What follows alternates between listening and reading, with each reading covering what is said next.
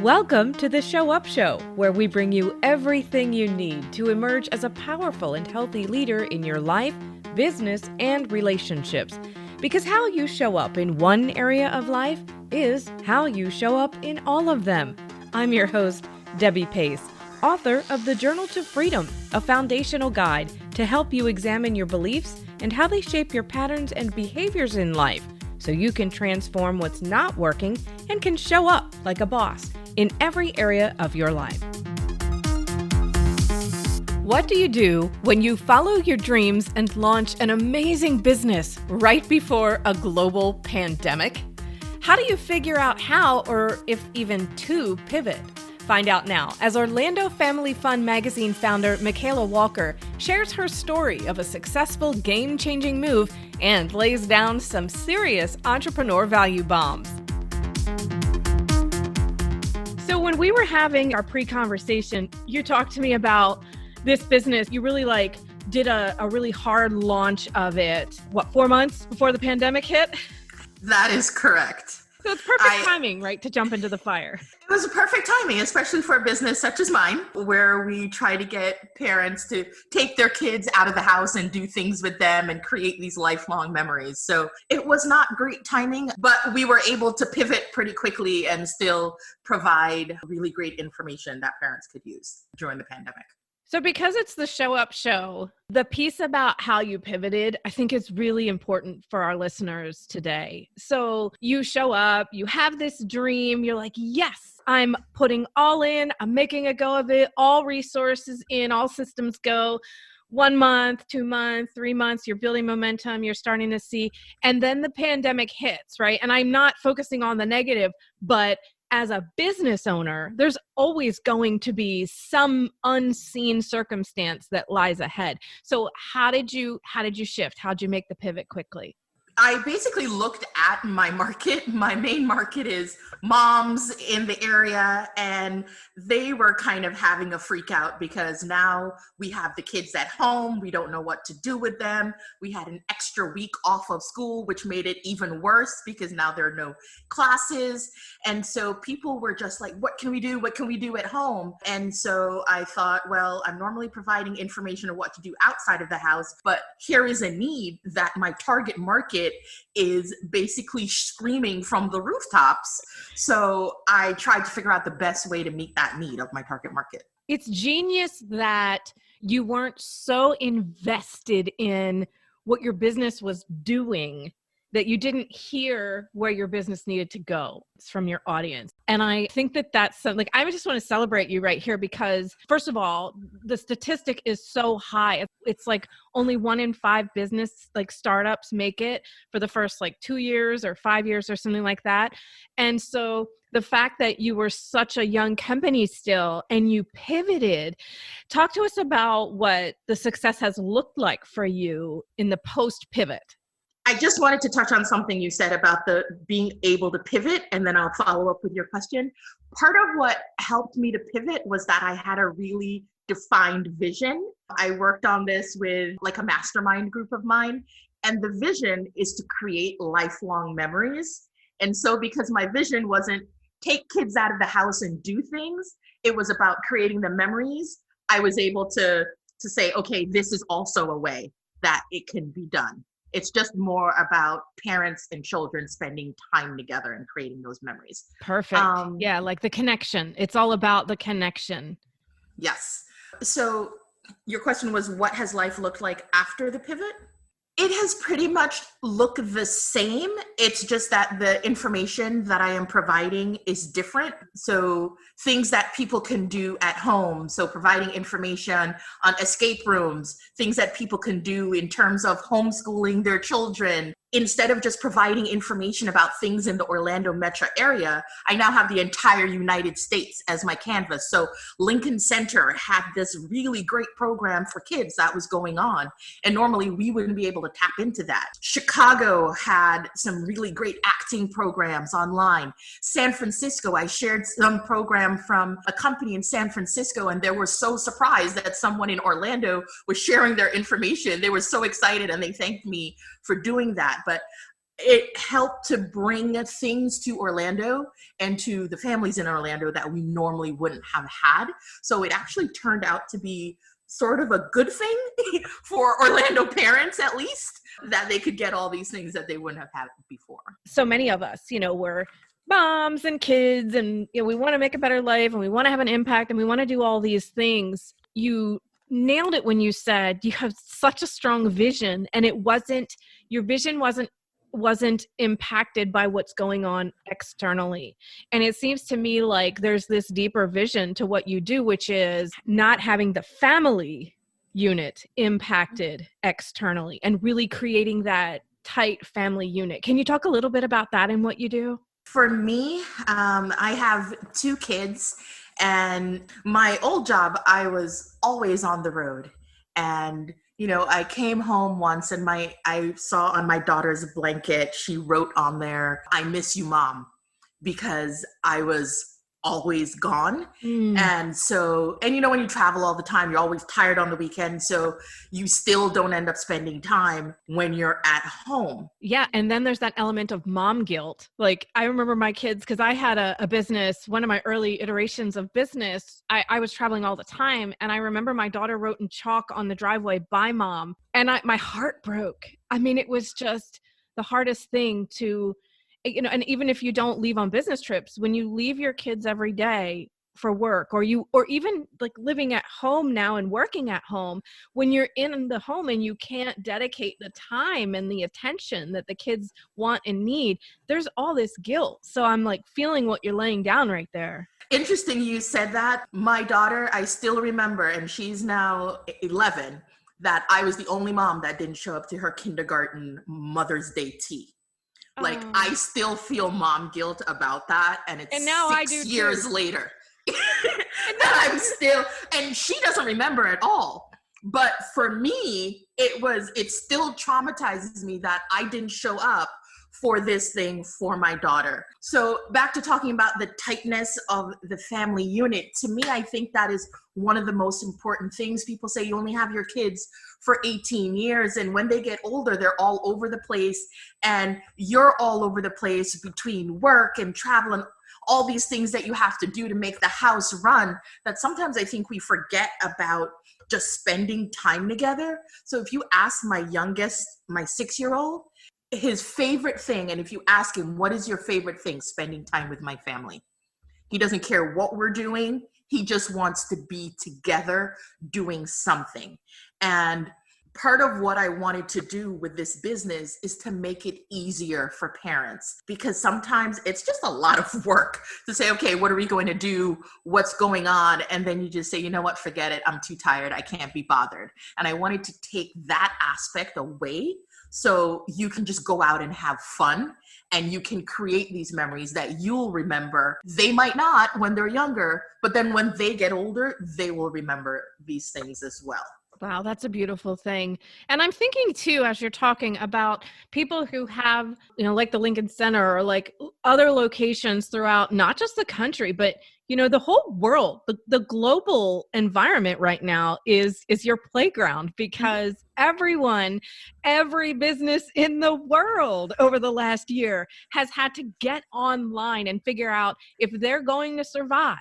They have to figure out how to be successful online or remotely, not, online like social media or whatever, but they have to be able to bring what they offer, their service, their product, whatever, to the consumer. I mean, that's the need for survival right there. So how can people who could be anywhere in the world bring something to you that could be of value to you and the community that you're serving? What are you looking for? I'm just looking for fun activities, and it could be activities that the kids can do themselves or something that is for the entire family. So yesterday I found that the Guggenheim offers online art classes for children from kindergarten through middle school. Wow. And that is a fantastic thing that I'm now going to put out to my readers, because we live in Orlando and most likely we're not traveling to the Guggenheim to do art classes for our kids. So this is something that wouldn't have been able to do before. Or something that's fun. There was a comedy improv show that was for families that they could attend together and give different topics to the improv artists and then watch the comedy show together. So that was something fun for the family. So it either has to be something that can engage the kids because they're at home and we need things for them to do, or things that we can all do together as a family. And the topic doesn't matter. It can be science, it can be, history related, it can just be something not educational and just fun. It really doesn't matter as long as it serves, parents and kids. So I'm assuming you get some responses from people for the things that you've brought into their homes. What have been some of the best received things that you've put out to the community? In the beginning, I did this series of workshops, classes, concerts for people at home, and that was really well received. I did a concert with one of the top local kindy musicians, as we call them. I did a Zumba class. I did an online art class where they demonstrated how to make something with kids at home. And then there was an online music class. So with, a younger kids musician where you have, they play the music and the kids dance and do all the activities. So those were really well received because at that point, the kids were at home and parents, even though we had technically virtual school, our virtual school wasn't really doing a lot. It was more like, here are these sheets, have the kids fill them in, which would only take an hour or so of your day. And then you have the rest of the day trying to entertain a 6-year-old, 7-year-old, 8-year-old at home. And if you don't want to put them in front of the TV, what do you do with them? So those were very well received. And then I had also shared some information around virtual tours that people could do, going to the aquariums or going to the zoos or the Mars rover. And people were really receptive to those. And that was a really great reception as well. The pandemic helped the business become a little more national oriented than it originally was in the beginning, but I'm not certain that that is where I plan to stay going forward. So as you're staying fluid, let's say, in your business, what do you think are some of the biggest tools that you've had to draw from in your own life that have really helped you keep that flexibility, the open mind, the ability to listen? Because I'm picking up all these things just as you're talking. Where did this stuff come from? What are your tools? How do you navigate your daily life? I think in navigating my daily life, one of the things that, and I'm happy that you've said that because I've been working on it. So one of the things that I've really been working on is giving myself grace. So I think as moms, as women, we too often are like, we have to get this perfect. We have to get this right. If it doesn't work out, we're so hard on ourselves. We're the worst critic. So in 2020, I was working on giving myself grace. So if something didn't work out, then let me try something else. It's only a failure if I just give up. And I think that's where a lot of the open-mindedness came from. It's just, okay, everyone is struggling right now. Let's just try things and see what's going to work. And just being open to whatever works really well and then following that path. I love that. That element of grace is so important because we can be our own worst critics. And for people who haven't done a lot of personal development work, starting in any kind of entrepreneurship can be difficult. And especially online when you're looking at some of the sales techniques that we see online and some of the promises that we see being made and some of the comparisons that we make when we look at who's doing what. And, I was like, it's like Facebook happy, Facebook perfect, kind of stuff. And I think that it's so important to keep in mind that every story has a backstory that is messy. Everyone. I haven't met one person yet who started, had this amazing life and business and didn't make any mistakes and their relationship was perfect and they didn't gain a pound and then they made $1 million. If only.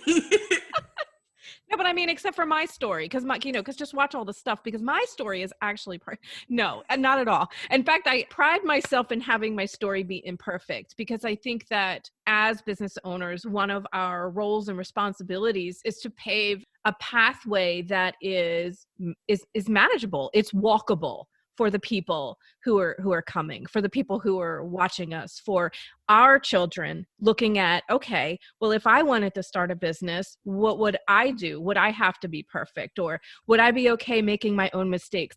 One of the most critical pieces to everything that we're doing is being mindful of who's watching. I had an interview on emotional intelligence just before our interview, and it was really about being conscientious that not only of our own state and how we're carrying and presenting ourselves, but who's watching, who is going to follow behind us in that same exact behavior. And I think the worst thing would be to turn off someone from wanting to become an entrepreneur, because since pretty much everything for me is online, I have spent a lot of time doing research on these people who have built online businesses. And I feel sometimes they portray it as, in 3 months, we were making, 6 figures.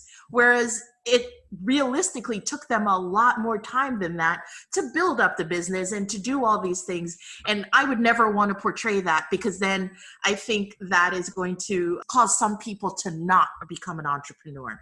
And this might be their calling and might be the best path for them, but then they feel that they can't measure up to everyone else. Or they did start it. And I've seen people who have started and they're like, it's 6 months and I'm not making money. And it's like, but you're not supposed to. In 6 months, you're supposed to be building up your business and recognition and marketing and getting your name out there. In 2 years, if you're not making money, then okay, then maybe you need to do something differently. But I think there's these unrealistic expectations that have been put out there by a lot of people, and I don't think it's the right thing to do. Right. And so, there's, with any successful business, there's time to launch. So there's this planning phase. And so there's 2 different ways to do it. If I were to put it into 2 categories, there's 2 different ways to do it. One way is go do it, throw everything at the wall, see what sticks, then eventually figure out why it's not working, find your passion, find your true purpose. And then after a few years, it starts to work. Or plan, map it out, get all the resources you need ahead of time, spend the time in the front end, really building, understanding, learning the market, doing the things, and then launch. And that's a couple years later. And so it's like, it's so funny because we all want these shortcuts. And I have certainly been guilty of buying shortcuts. And I think that we're all on our own journey and we all have to learn what it is that we're here to learn. So I believe that we're going where we need to go if we really just allow ourselves to flow through the process of entrepreneurship. But some people are master and massive planners and builders, and then they launch. And some people, and this was me, like I just jumped into it and I said, I'm pulled in and I don't know why. And I don't really know what I want to do, but I know I need to be here because I know I'm here to make an impact and I know I can be successful at it. And that was it. Like that was the planning. And then I just started, buying coaching packages and learning how to build this and learning how to build that and learning how to build this. But it was all with this, and I was guilty of the things that you said. It was all with this, like, it's been 6 weeks. Why did I not make my first million? Like it was so, and it was, and I don't, it's funny because I stay away from words like realistic and practical and things like that, because I do believe that energy is everything. But I also believe that we don't get to that vibration of belief, right? Full belief and faith in ourselves if we don't have the foundation that's going to create that belief. You're such a great role model for, you mentioned not being in your 20s and starting a business. You can be any age, but you have to understand that if you are, let's say, in your 20s and you're starting a business, you may need some foundational pieces in mindset in these other places that you might not have yet. That, we 40 somethings that we're like, oh, I paid my dues, girl. Like I learned those lessons and I'm golden now. And it's like, okay. And I process differently and I learn differently and I expect differently just because of where I've been. I think that's a great message. And I love the fact that you just jumped in. I attended this class the other day and they talked about the fact that you only have to be 50% there. It doesn't have to be 100, it has to be 50. So it's giving you permission to just say, go for it. It doesn't have to be perfect. You don't have to have all the answers. Just get started. Because if you never get started, like they say, you can can never finish. Even doing it through the fear, because there was plenty of fear for me, but I just knew. I trusted my internal compass that said, this is the way. And I was like, okay, I have no idea what I'm doing here, but let me just start somewhere. And it was ugly and it was messy and it was, there were ugly cries and it was just all this stuff because there were so many lessons that I still had to learn personally. But I think that that's such a key point is if you feel the call, then take the leap. And if the leap is the commitment and then starting to plan, then that's your leap. But if the leap is, I'm just going to go and I'm just going to do a live stream and I'm going to tell people that this is how I feel and this is how I want to help and this is who I am. And then that's your place, right? So it's really about following that inner guide. And I think that I'm picking up that that's a big thing with you as you are pivoting each place in your business too. It's like there's that element of complete faith and trust in I'm going to make the best decision. And even if it works or if it doesn't, it leads me to the next best decision. I 100% believe that. So I am following where I believe my market wants me to go and what I think is going to help them the best. And if I make the wrong decision in terms of marketing or offerings or something, I use what I've learned from that to make the next thing better. So, Mikaela, how can the community best support you or best get in touch with you to build a relationship with you and what in your movement? I just started a TikTok, and I'm at Orlando Family Fun on TikTok, so you can check me out there as well. And if you're planning to visit Orlando, while most of my information is for local parents, I know a lot of people who visit are looking for things to supplement Disney or Universal that aren't quite as expensive. And I do touch on a lot of things that are in the area that people might not know about that are really amazing things that we have down here to do.